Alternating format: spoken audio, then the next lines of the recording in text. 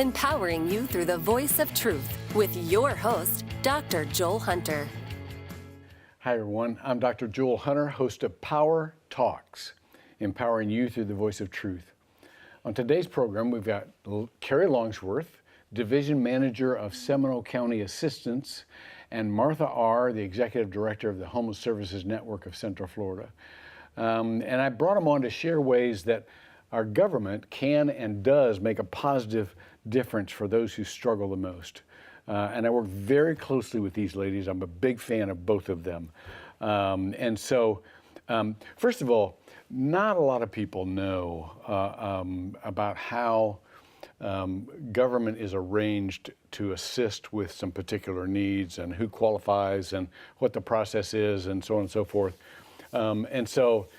Carrie, let me start out with you, since you work for the Seminole County, the government, Seminole County government. Tell us basically, what are the realms of assistance that you oversee? So my office offers several different types of assistance, but some of the largest assistance that we do is prevention to keep somebody in their home. And we also do homeless services if they have been displaced from their home, whether it's here locally or somewhere else, to get them back into a house. So we do different things from deposit assistance, first month's rent to get them moved in. Some of our biggest programs, though, are our prevention assistance, which helps somebody if they've gotten behind, maybe they've had a car repair, out of work, to pay, to catch them up so that they, don't face that eviction, because it's so much harder to get rehoused once you actually lose the housing. That's huge. We've got a huge gap, as many people know, in this region between the need for affordable housing and the capacity to house people. And so when you can act on the preventative side, that is way better from all kinds of aspects.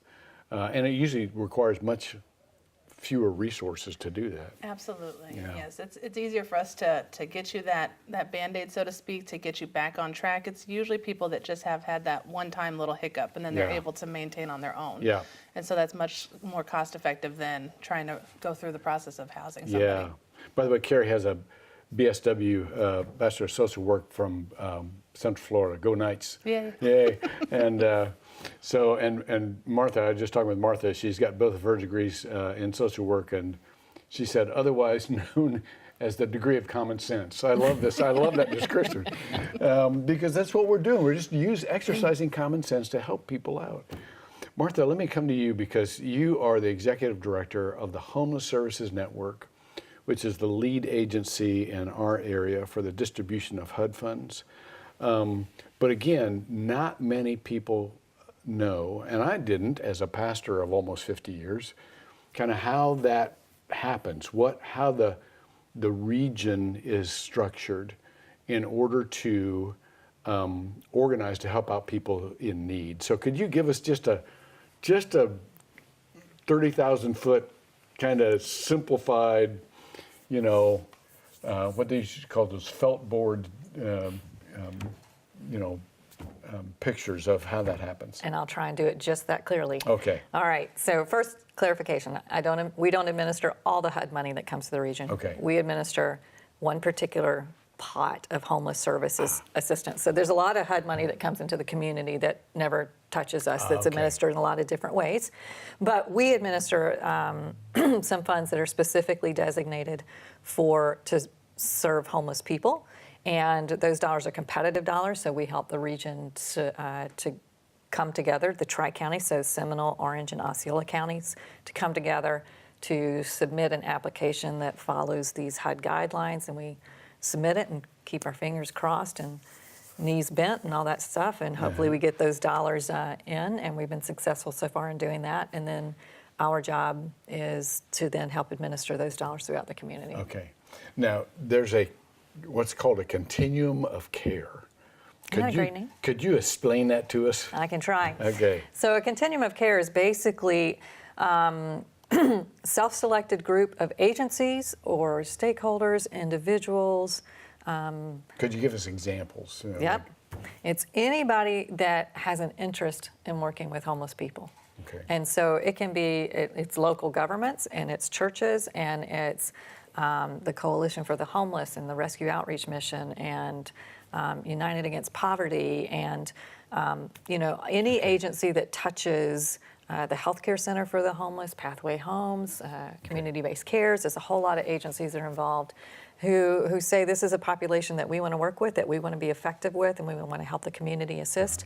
And so we get dollars down and then we administer them out through those agencies to help get the work done. Okay, great. So, Carrie, let's contrast a little bit about your job, in that your job is geographically based. You're a county agency, and so your measurements or your metrics are going to be about the people within Seminole County, although you're part of the regional approach as well, and so there's kind of a dual vision here. You want to be good for the entire region, but there are people specifically in your geography that you are assisting, and so as you approach that, what are some of the agencies you work with specifically that are specifically helpful in that geography? Right, so in Seminole County, we actually partner with probably anywhere from 15 to 20 different agencies on different types of services. The county government does not want to be providing the direct services because we are not the experts. The nonprofits really are. So we work with anyone from the Christian Sharing Center and their food pantry. We have Pathways to Care, which does respite care for homeless that have been discharged from the hospital. We also have some homeless contracts with Aspire Health Partners, community-based care that does rapid rehousing for families. Before and after school care with the Boys and Girls Club and Midway Safe Harbor. So we've got lots of different nonprofits that really are a great resource to the residents of the community. And we put out some federal dollars, some state dollars, and some local county dollars to be able to fund those agencies to provide those services to the residents. That's great. And yours is a much larger and more complex operation. How many employees do you have at Homeless Services Network? About 35 right now. Okay, 35. You deal with a lot of different systems. We do. Do a lot of research, do a lot of data collection and so on and so forth. How's that going for you? It's a good question. I think the data question is a really important one. We do manage a system. It's called the Homeless Management Information System, but it's a way for agencies that Carrie works with and across the region to enter information about the clients that they're working with, the program participants, so that we can not only track people, but also track outcomes and track interventions and see what interventions are producing what kind of outcomes with which people, so that we can refine our interventions, so that we've got limited resources. Unfortunately, we don't have as much as we would like to address this population and address this issue. So it's important that we're able to use the data to make some data-driven decisions based on what we can discern about the effectiveness of the different interventions that the community is using. And so having everybody can put their information into that one system really makes a big difference in how well we can evaluate our program's effectiveness. Great. Okay, now I want to go from systems to personal. How did you each, and Carrie, I'll come back to you to start. How did you get interested in this line of work? Because this is tough work. I mean, these people are a mess, and we're not all that together in the first place. So it's a kind of a mess helping a mess here, and it's disappointing sometimes, and it's frustrating, and your heart goes out to them. And so why in the world would you want to do this, Carrie? I actually was raised by a single mom who worked 2 to 3 jobs her entire life to provide for me and my younger sister. So it was really, we were in a spot where she struggled financially, and so I wanted to get into a field that could help people. I was young and naive, 18 years old, and I was going for it. Once you step into it, it's definitely an eye-opening experience. It's a great great field to be in, but there are a lot of heartbreaking stories.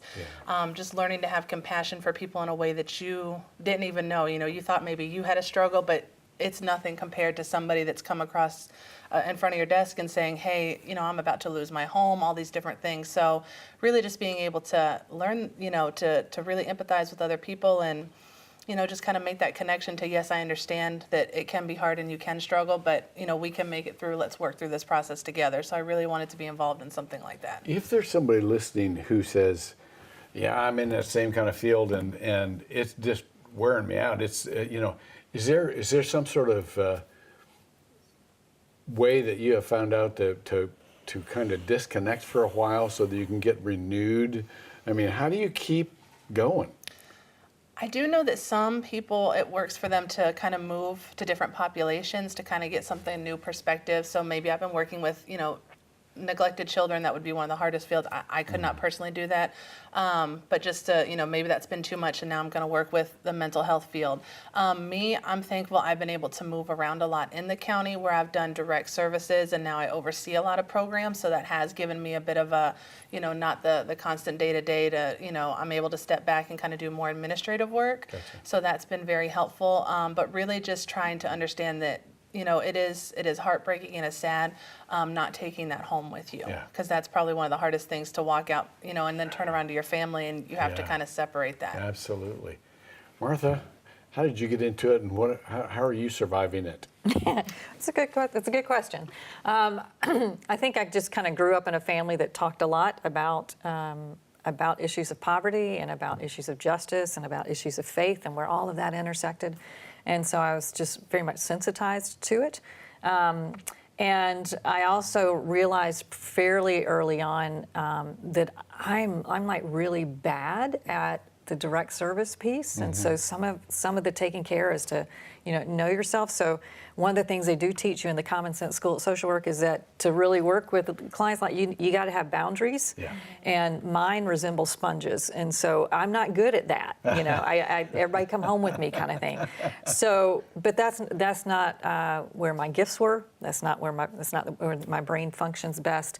And so it was kind of finding where are my talents and how can I best apply them to work with this population that I care very, very much about.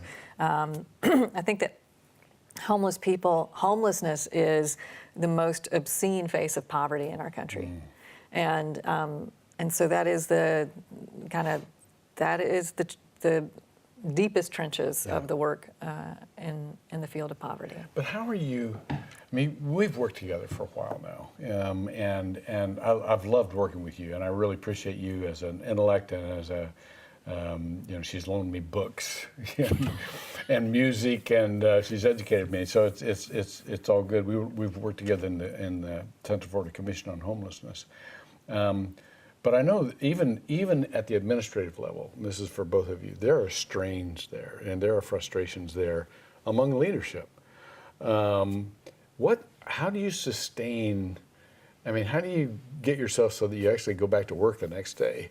What sustains you? Jerry, how do we do that? I'm going on vacation in 2 days. This is good. Anticipation is good.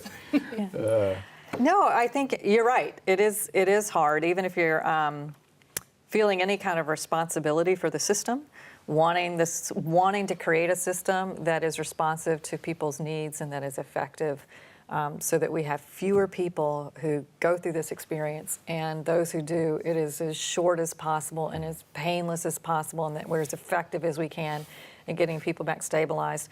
You know, that is hard work. So very dependent upon friends. Yeah. Very dependent upon being able to talk about it. Grateful to have wise community leaders like yourself who are willing to get in and have the conversations and help with the planning and help figure out solutions, who give their voice, knowing that we're not alone in this. That would be the killer, would be to take all this on and not be part of a community and not recognize that there is support when you ask for it. Let's talk about that, because I am very encouraged with the progress we've made. You know, we in the field that we're in, and I now am a full-time volunteer with working with the marginalized, especially the homeless. It's very easy to get so discouraged and just to think, okay, we're never going to make any progress here. But we have made progress. We've made significant progress in the last few years. And you two have been a part of that, by the way. But could you tell us some of the good news? We'll start with Seminole County, and then we'll broaden it out to a regional level. But tell us some of the good news of the good things and the progress that is being made and the people who are being helped. Right, so we are making progress. It does seem sometimes like it's a never-ending struggle, but we actually had a family who came to us about this time last year, right before Thanksgiving, and they were living in their car. It was a dad and 7 children. Good heavens. They were referred into us by the school board. You know, the Families in Need office got a hold of them as needing assistance, and it was, what do you do with a family that large? A shelter can't accommodate them a lot of times because of space issues, and just, you can't have 7 children living in the car with you. You know, so we were able to work with him. We were able to get him housed in a hotel. We had him in a hotel for about 7 or 8 months. And thankfully, through a great partnership we have with the Seminole County Housing Authority, they got a Section 8 voucher. So they have now been housed, they've moved in, so him and his children, you know, they have a place that is their home now, and that Section 8 voucher will stay with them, you know, forever and ever, pretty much. And so we really have been working with those families that really have a lot of struggles and barriers to kind of get them in that place. Now tell, just for the audience, what is a Section 8 voucher? A Section 8 voucher is actually, it's HUD funded from the federal government, and it is basically a permanent rental subsidy. Okay. So it follows you pretty much as long as you follow the rules and stay income eligible, and it will pay about 70% of your monthly income towards the rent. So if your rent's $1,000, for example, you're looking at paying maybe $300, they're going to pay $700, for example, just a rough estimate. Gotcha. And that really helps those that have those lower income jobs that really will never make it in this economy without that continual support. Right. Martha, can you give us some good news from a regional perspective? Yeah, Carrie's story is very compelling, and we see those stories happening over and over again with families and with individuals. And so I think as a I know that this community is not comfortable with the idea that if somebody has a disability, it's okay for them to sleep outside. Yeah. I know we're not, that's not who we are. And so we now, as of right now, we have more than 800 people with disabilities who had been homeless who are now in permanent housing in our region.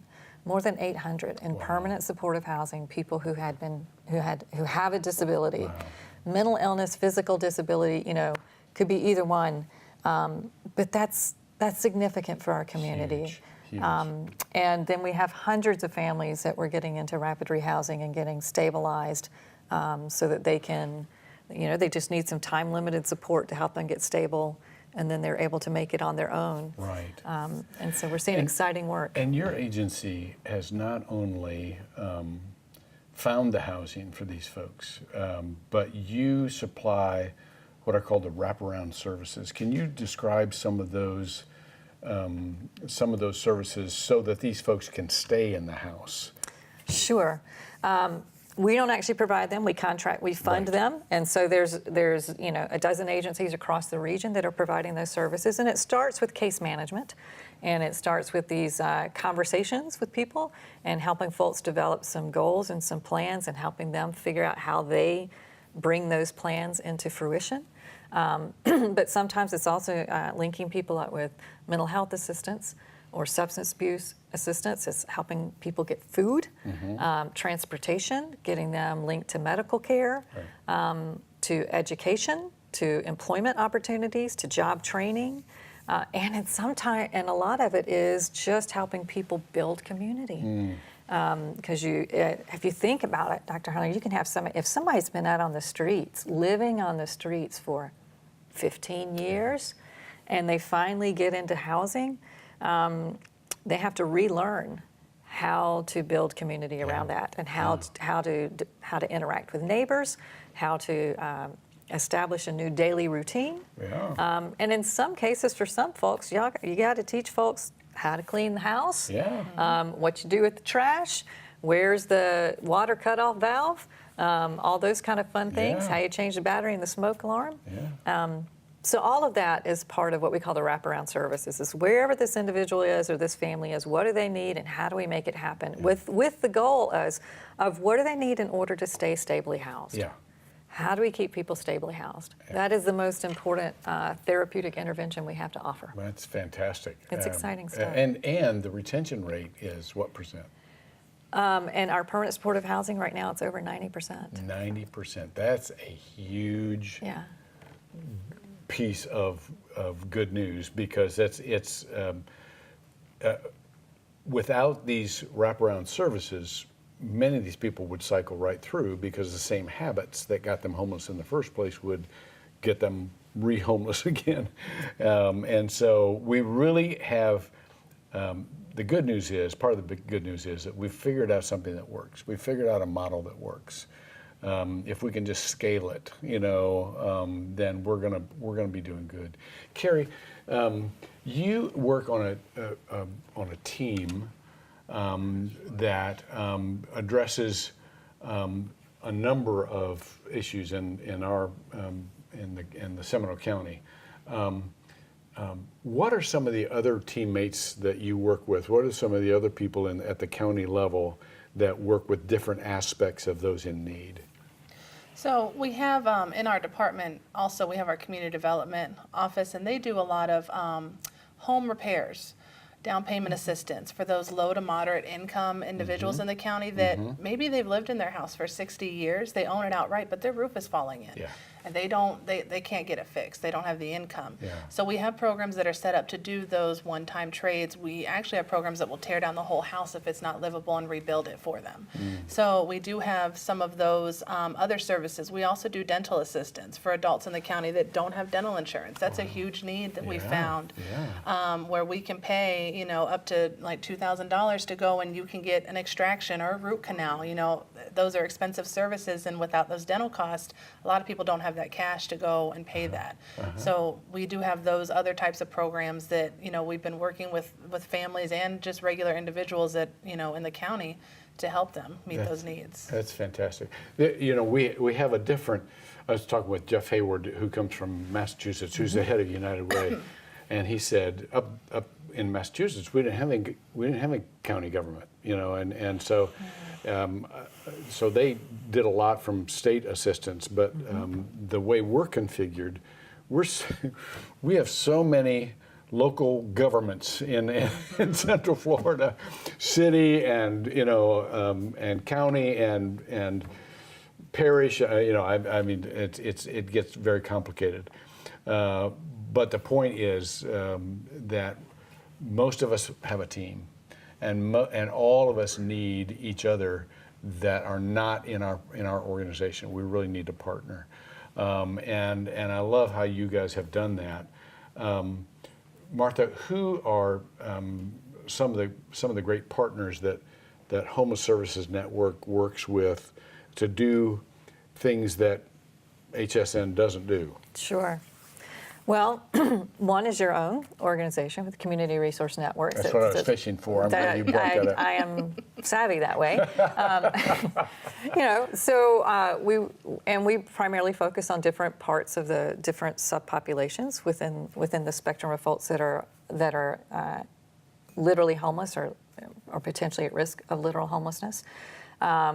The Central Florida Commission on Homelessness, which helps with the public messaging and helping to identify resources for us, is a hugely important function. And then we've got the folks who are the boots on the ground again, who are either providing the case management service or some other type of service. So whether again that's a healthcare center for the homeless, or Aspire Health Partners, or Pathway Homes, or CBC, or Family Promise, or small agencies, large agencies, they run the spectrum of very committed folks who really want to work with this population. Yeah. Carrie, we've got a minute left. Okay.